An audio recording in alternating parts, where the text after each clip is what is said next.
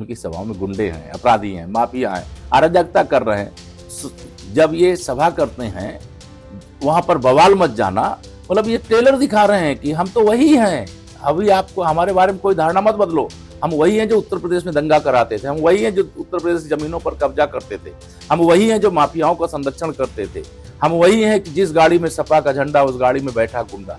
वो बताना चाहते कि हम वही है जो सपाइयों का नारा खाली प्लाट हमारा। तो सपा अपना टेलर दिखा रही है और उसका टेलर जनता देख रही है और समझ रही है और कायदे से उनको ठोक भी रही है। ऐसा नहीं है कि नहीं ठोक रही है, इतने कमल खिलाएंगे लोग कि उनको समझ में आ जाएगा, बुद्धि ठीक हो जाएगी। सपा कांग्रेस के गठबंधन की हवा जो वो बताने की कोशिश करेंगे वो 4 जून तक, जब तक वोट की गिनती नहीं होती है, लेकिन वोट की गिनती के बाद खोदा पहाड़ निकली चुहिया। 2024 का चुनाव बिल्कुल आखिरी चरण में है और उत्तर प्रदेश की अब 13 सीटें बची हैं। पूरा फोकस पूर्वांचल में है। प्रधानमंत्री की सीट वाराणसी में इस वक्त बीजेपी के सभी दिग्गज नेता मौजूद हैं। इस वक्त हमारे साथ हैं deputy CM Keshav Prasad Maurya. Sir, स्वागत है आपका। धन्यवाद। सर, ये बताइए कि इस बार का चुनाव आपके लिए कितनी बड़ी चुनौती आपको दिखाई दे रहा है। कहा यह जा रहा है कि इस बार जिस तरीके से समाजवादी पार्टी और राहुल गांधी ने मिल करके कैंपेन किया है, आप कहेंगे कि ये लोग 17 में मिले थे, लेकिन इस बार का जो कैंपेन है, इस बार जिस तरीके से जातियों का ध्रुवीकरण है या आपके वोट बैंक में जो बिखराव है, वो ये दिखा रहा है कि इस बार बीजेपी के लिए मुश्किल है रहा। देखिए, ना हमारे वोट बैंक में बिखराव है और ना तो सपा कांग्रेस के गठबंधन का कोई असर है। भारतीय जनता पार्टी इस बार के चुनाव में सभी 80 सीटें जीतने के लक्ष्य के साथ चुनाव लड़ रही है। अगर हमारा 10 वोट किसी कारण से कहीं चला गया है तो उसके बदले हमें 100 वोट कहीं से प्राप्त भी हुआ है। इसलिए हमको कहीं से कोई संशय नहीं है। हम पूरे विश्वास के साथ कह सकते हैं कि 2024 की महाविजय यह सुनिश्चित है। चाहे पश्चिम हो, चाहे पूरब हो, चाहे मध्य का क्षेत्र हो, सपा और कांग्रेस के गठबंधन ने दुष्प्रचार करने की कोशिश की, अफवाह फैलाने की कोशिश की, फर्जी पीडीए की चर्चा किया, जो परिवार डेवलपमेंट अथॉरिटी के रूप में काम करता है, उसको पिछड़ा दलित अल्पसंख्यक बताने की कोशिश की। कहीं लोकतंत्र को खतरा तो कहीं संविधान को खतरा बता करके दुष्प्रचार करने का काम किया। जिसकी सरकार के समय बिना पैसा रिश्वत दिए नौकरी नहीं मिलती थी, बिना जाति देखे हुए नौकरी नहीं मिलती थी। वो पेपर लीक के मामले उठाए हैं, मैं इसको जानता हूं, लेकिन हमारी सरकार ने, डबल इंजन की सरकार ने, मोदी जी के नेतृत्व में जो हमारी उपलब्धियों का एक बड़ा अंबार है, गरीब के जीवन में एक जो परिवर्तन लाने का काम किया है, उसके जो दोनों समय भोजन उपलब्ध कराने का काम किया है, जो बीमार लोगों के इलाज की सुविधा प्रदान करने का काम किया है, जिनके पास रहने का घर नहीं था ऐसे 4 करोड़ गरीबों को घर देने का काम किया है। मेरे प्रदेश में तो हर जिले में 1 लाख से अधिक ऐसे परिवार होंगे जिन्हें प्रधानमंत्री आवास देने का काम किया गया।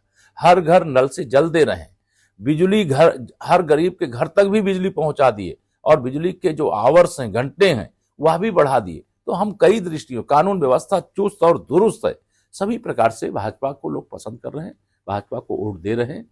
सपा कांग्रेस के गठबंधन की हवा जो वो बताने की कोशिश करेंगे वो 4 जून तक, जब तक वोट की गिनती नहीं होती है, लेकिन वोट की गिनती के बाद खोदा पहाड़ निकली चुहिया। सर, आप बहुत कॉन्फिडेंट हैं, बहुत विश्वास के साथ ये बातें कह रहे हैं, लेकिन जब आप फील्ड पर देखेंगे तो बहुत सारे सांसदों के खिलाफ एंटी इनकम्बेंसी इतनी थी कि लोग इतने नाराज कि लोग वोट नहीं देना चाहते। और कई जगह हम लोगों ने देखा कि आप लोगों के टिकट वितरण की वजह से भी लोगों में नाराजगी। देखिए, ये सब कहीं पर भी जब किसी एक को टिकट दिया जाएगा तो कुछ दूसरे लोग नाराज होते हैं, क्योंकि कई टिकट पाने की इच्छा रखते हैं। भाजपा में चूंकि वास्तविक लोकतंत्र है तो टिकट लोग मांगते हैं, लेकिन लोग एमपी नहीं बना रहे हैं, लोग पीएम बना रहे हैं। प्रधानमंत्री बनाने का चुनाव है ये। मोदी जी को तीसरी बार 400 पार के साथ 4 जून को फिर से सरकार बनाने का अवसर देने का ये चुनाव है।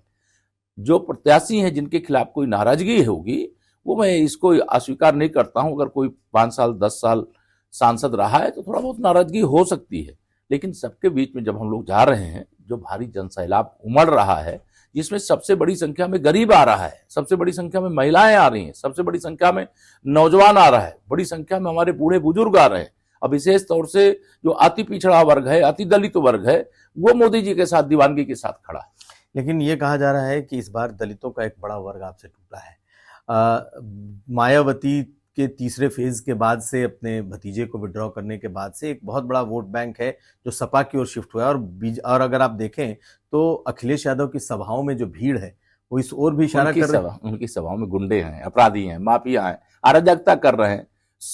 जब ये सभा करते हैं वहां पर बवाल मच जाना, मतलब ये टेलर दिखा रहे हैं कि हम तो वही हैं, अभी आपको हमारे बारे में कोई धारणा मत बदलो, हम वही हैं जो उत्तर प्रदेश में दंगा कराते थे, हम वही हैं जो उत्तर प्रदेश की जमीनों पर कब्जा करते थे, हम वही हैं जो माफियाओं का संरक्षण करते थे, हम वही हैं कि जिस गाड़ी में सपा का झंडा उस गाड़ी में बैठा गुंडा। वो बताना चाहते कि हम वही है जो सपाइयों का नारा खाली प्लाट हमारा। तो सपा अपना टेलर दिखा रही है और उसका टेलर जनता देख रही है और समझ रही है और कायदे से उनको ठोक भी रही है। ऐसा नहीं है कि नहीं ठोक रही है, इतने कमल खिलाएंगे लोग कि उनको समझ में आ जाएगा, बुद्धि ठीक हो जाएगी। समस्या कहाँ है कि समाजवादी पार्टी के पास अच्छे लोगों की कमी है। गुंडे अब गुंडागर्दी कर नहीं सकते, चुनाव के समय कर लें जितना करना है, लेकिन 4 जून के बाद तो आचार संहिता नहीं रहेगी ना। जो अपराध करेगा उसके खिलाफ कार्रवाई होगी। जब अपराध करने वालों के खिलाफ कार्रवाई होगी तो इस बात को वह भी समझते हैं। जो चुनाव आता है, चुनाव के समय इनकी अराजकता का स्तर इतना बढ़ जाता है कि आम आदमी डर जाता है कि जब इनकी सभाओं में ये हाल है तो अगर इनका कोई सांसद विधायक बन जाए तब क्या हाल करेंगे। जब सरकार बनी थी कितना बदहाल कर दिया था, सब लोग जानते, सबको याद। सर, एक और सवाल है कि शुरुआत जब चुनाव की हुई तो देखा गया कि जो क्षत्रिय राजपूत वोट है बहुत नाराज है, और गुजरात से लेकर राजस्थान, पश्चिमी उत्तर प्रदेश, आपको लगता नहीं है कि एक इसका असर और इसी के रिएक्शन में जातियों की भी अपनी गोलबंदी हो गई कि जब मुझे नहीं लगता है। देखिए, ये सब हर चुनाव में जब कोई टिकट कटते हैं या जिसको टिकट नहीं मिलता है, इस प्रकार के कुछ घटनाक्रम होते हैं, लेकिन वह 1 लोकसभा 2 लोकसभा तक सीमित रह जाते हैं। चर्चाएं इस प्रकार की बनती है क्योंकि आज मीडिया, सोशल मीडिया का जमाना है, उसके माध्यम से और विपक्षी भी अपनी तरफ से ये कोशिश करते हैं कि कैसे भड़का दें, कैसे लोगों को गुमराह कर दें, कैसे झूठ फैला दें। लेकिन मैं ये मानता हूं कि भारतीय जनता पार्टी के साथ वह सारा मतदाता वर्ग मजबूती से खड़ा है जो भाजपा का वोट बैंक माना जाता था। लेकिन उसमें जो प्लस प्लस प्लस हो रहा है, लगातार गरीब प्लस हो रहा है, पिछड़ा प्लस हो रहा है, एससी प्लस हो रहा है, एसटी प्लस हो रहा है, यही हमारी विजय का सबसे बड़ा आधार है और इसी से विपक्षी घबराए भी रहते हैं। लेकिन मुद्दे आपको लगता नहीं है कि सर कि जिस तरीके से बेरोजगारी का मुद्दा, जिस तरीके से संविधान बदलने का मुद्दा, इसने आपके खिलाफ एक माहौल बनाया? नहीं, कोई माहौल नहीं बनाया। संविधान बदलने का मुद्दा क्या इतनी जनता ना समझ है क्या? ये कहेंगे संविधान बदलने जा रहे हैं, भाजपा संविधान बदल देगी या भाजपा संविधान किसी को बदलने देगी? आपके कुछ लोगों ने ही इस बात को कह दिया। देखिए, उसको मतलब कौआ कान ले गया, उसके पीछे भागने वाली बात है।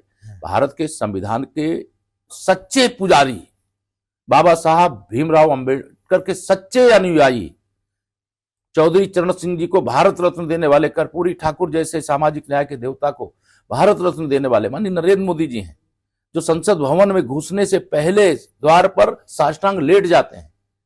भारत के इतिहास में, स्वतंत्र भारत के इतिहास में ऐसा प्रधानमंत्री था क्या कोई? आज माननीय नरेंद्र मोदी जी ऐसे प्रधानमंत्री हैं कि अगर सफाई करने वाला कर्मचारी है तो वह भी गौरव की अनुभूति करता है कि वाह, ऐसे प्रधानमंत्री हैं जो हमारी सफाई देख करके, हमारे चरण धो करके हमको सम्मान देते हैं। ऐसे श्रमिक हैं जिनकी पूजा करते हैं, साथ में बैठ करके भोजन करते हैं। ऐसी माताएं बहनें जिनके घर में दोनों समय भोजन नहीं मिलता था, उस परिवार, उस प्रकार के बैकग्राउंड के हम भी हैं, हम जानते हैं दोनों समय भोजन का अभाव क्या होता है। आज 80 करोड़ यूनिट प्रधानमंत्री गरीब कल्याण अन्न योजना का राशन मिल रहा है। 10 करोड़ से अधिक गैस के कनेक्शन, गरीब के घर में भी गैस के चूल्हे में भोजन जलपान बन रहा है।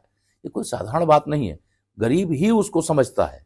ये चांदी और सोने का चम्मच लेकर के पैदा हुए श्री राहुल गांधी जी और श्री अखिलेश यादव जी कभी नहीं समझ सकते और न ये कभी सुधर सकते हैं, न इनके राजनीतिक उत्थान का कोई अवसर है।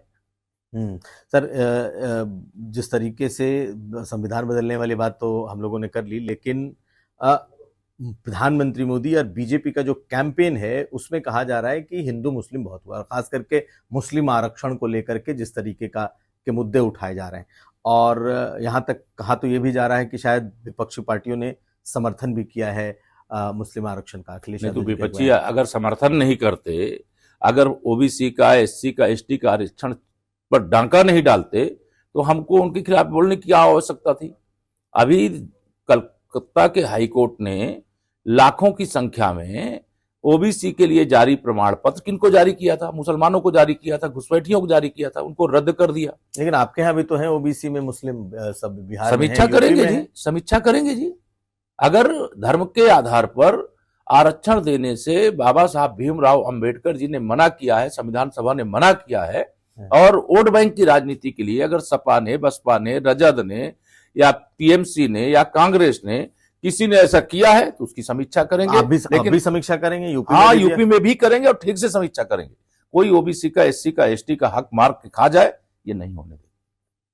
तो ये माना जाए कि चुनाव के बाद 4 जून के बाद उत्तर प्रदेश की सरकार जो ओबीसी के भीतर मुस्लिम जातियां हैं उनकी समीक्षा करेगी। ओबीसी के भीतर मुस्लिम जातियां मंडल आयोग की रिपोर्ट के माध्यम से आ गए हैं, लेकिन धर्म के आधार पर जब आरक्षण देना मना है तो धर्म के आधार पर आरक्षण देना मना है तो उसकी समीक्षा 4 जून के बाद जरूर करेंगे। सर, एक आखिरी सवाल है ये कि केजरीवाल जब बाहर आए तो उन्होंने एक सवाल उठाया और उन्होंने कहा कि जो योगी जी हैं उनको अब 4 जून के बाद या अगले कार्यकाल में हटाया जाएगा। इसको लेकर के बड़ी चर्चा।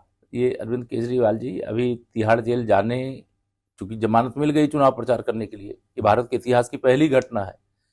जमानत मिलने के बाद चुनाव प्रचार कर लिए और चुनाव प्रचार करके उनको फिर 2 तारीख को तिहाड़ वापस जाना है। ये टेंशन उनको हर समय सता रहा है, तो संतुलन व्यक्ति का बिगड़ जाता है।